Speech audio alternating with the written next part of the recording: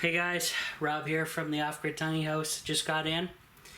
And I'm going to give you a rundown of what's going on here. And then tell you about the emergency I just had this morning. It's almost like my mercury doesn't move. It's a little under 80 degrees, it says. Internally, it's pretty warm. I just opened all the windows. 26.2 Celsius at 4:30. 47% humidity. Humidity's gone down in here. Bonus. Can't give you the Fahrenheit yet. Just a minute. I'll take you with me. The charge, I left the batteries charging in the off-grid solar system. So obviously they're done. Green lights. Let me disconnect that thing first, just to make life easy. Okay.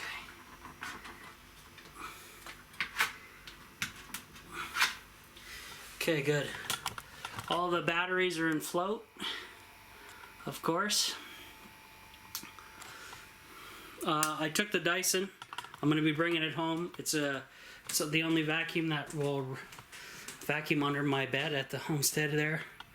So here we go. We got a bottle of Shasta for the plants. We put these batteries in now that they're fully charged, giving us Fahrenheit. Is that the way it goes? Yeah. Okay, it says it's 78 in here. Okay, let me check my plants here for a second and then I'll get into what the heck happened. Still fairly moist, so I don't need to add this, but now that I have water here, it's here. Okay, I'm gonna get a chair and tell you what the hell just happened. Well, not just, but whatever.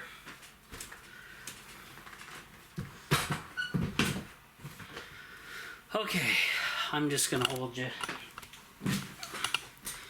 So, this morning, went to work with my dad, finished a job. He was driving. We finished the first job, like I said. He was driving and driving with me in the passenger seat in the truck. We were headed to the next job we had to go to. We were just outside of the city, and all of a sudden I notice we start driving into oncoming traffic on a 2-lane highway. I look over. My dad's having some kind of blackout, fainting, seizure, who knows. I grab the steering wheel, get us over into our proper lane. I try to maneuver my foot, moving his foot off the gas pedal. It was not, whatever reaction he was having, it wasn't allowing him to put pressure down on the gas pedal, thank God.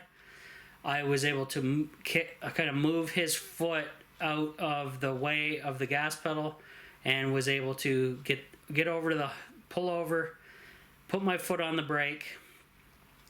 I threw the 4-ways on immediately in all this commotion as well. Put the truck in park. I was semi off the road. Grabbed the cell phone, tried to comfort my dad. Like I didn't know how to, I was shocked and stunned and all those things. I didn't know what to do, so obviously grabbed the cell phone, 911, ambulance on the way. Some Good Samaritans stopped as well, just to see what the hell was going on, which was good. I was kind of patting him on the back, talking to him a little bit while waiting to reach 911. Got a hold of the operator. They sent an ambulance to my location on the road. The Samaritan helped flag down the ambulance. I thanked them. They took my dad. Actually, before that, my dad actually snapped out of whatever he went through. He said he could only see black. I'm guessing it was a blackout or something. He doesn't have any medical issues, or any medication, anything like that. What else? So yeah, he had saliva coming out of his mouth with a little bit of blood, and the ambulance guys were great. He was able to walk into the ambulance. I had him by the arm anyway, just in case something else was going to happen. Yeah, they put him in. They hooked him up to all their machines. They did 2 EKGs on him, and then they took him to the hospital here. I told him, yeah, okay, I'll follow you back. I actually didn't. I immediately got on the phone with my mom, let her know, and I told her I was coming back to the house. That's where she was. And then I phoned my brother, let him know. He works night shifts, so he was just a couple hours into sleep. So I actually woke him up, but it was an emergency. Then I got home, grabbed my GPS system to get to this other job we were going to, because my mom was going to take care of everything. She was going to go to the hospital, blah, blah, blah, look after my dad. I didn't want to really go, but he would have wanted me to get the jobs done, so I did. Let's see. After that, I went and did the job, finished the job, got paid, came home, where I was on the Great Lakes, the cell signals drop all the time because there's no towers out there, right? So that was a bitch. They were trying to, my family was trying to get a hold of me, my mom and dad, and my dad was actually coherent and everything while in the hospital and after the event. What else happened? Okay, so I finally get back into range of the cell towers after finishing the job. I was speeding back. It was all in the country, so it didn't matter. Got a hold of my mom. She said, yeah, everything's okay. Come to the hospital emergency room. So I went right there. Got in. They did all their tests, x-rays, every test under the sun that the medical people do. And they didn't find anything other than they said something on his one of the electrodes on his heart they were worried about it, or they didn't say it malfunctioned, but it kind of gave them a signal that something wasn't right. So they have him going to a set of cardiologist specialists coming up. They booked all that for him. They discharged him, which I was shocked. Normally our hospitals here in Canada, you're waiting 12 hours, whatever. Not for this. Well, we lucked out.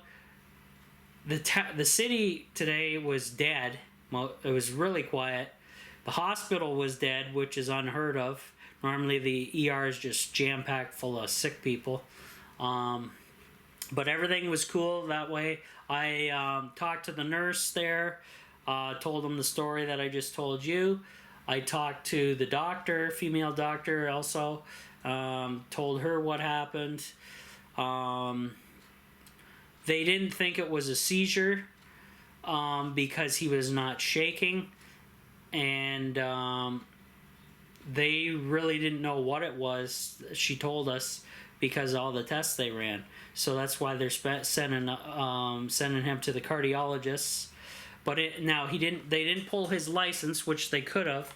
But I just said, well, guess what? He's not driving anymore. I'll be driving him around, and that's just the way it is until we get the all clear from these other doctors and everything. So it was a hell of a day, I gotta say, guys. Oh boy, I was just shocked because you never know what's gonna happen. It just happens like that. So like it's like a SHTF medical. That was my SHTF. Yeah. I was not trained to deal with anything of that sort, so I just did my best, and that's all you can do. So he's okay, he's at home, and yeah, it was crazy. Yeah, so he's at home, he got discharged, we took him out for a meal. My mom drove him to the restaurant, I followed. We ate, we had a good little dinner there, and then came back, I cut the grass. Came to the tiny house here to shoot the video and bring the stuff over for the plants, check in on things, and report to you guys what the hell's going on. But eye-opening, shocking, unbelievable. So I told my brother not to panic, just go back to bed when this all went down because it's out of our hands, it's in the doctors, right? So far so good. My dad's back home, he's discharged, he's resting. Just insane. So, yeah. Oh, and I think the ant problem is solved in the tiny house. In case anybody's wondering, the bait did finally kick in and kill them. I guess they finally got to it and brought it back to the colony. The last one I killed was, there was just the one, and that was it. And so, I'm sure that all those baits that I put out have finally kicked in, and tiny house safe for now. Yeah.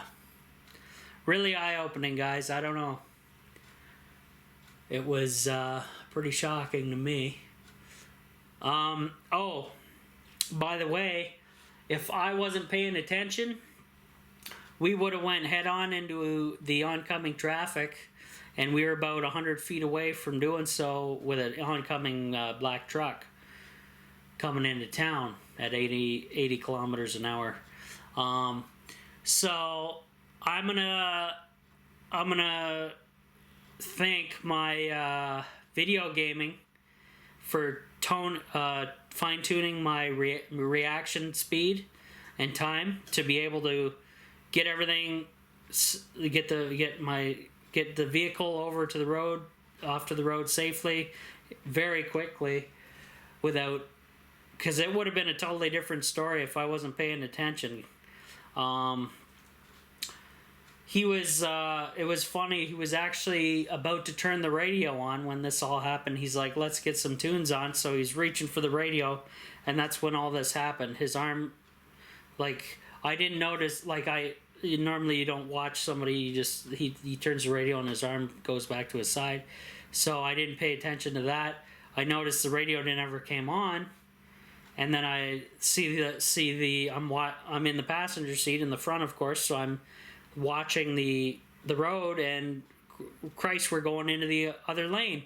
So before my brain even kicked in, my video gaming reaction time got us over safe. Thank God for that. I know my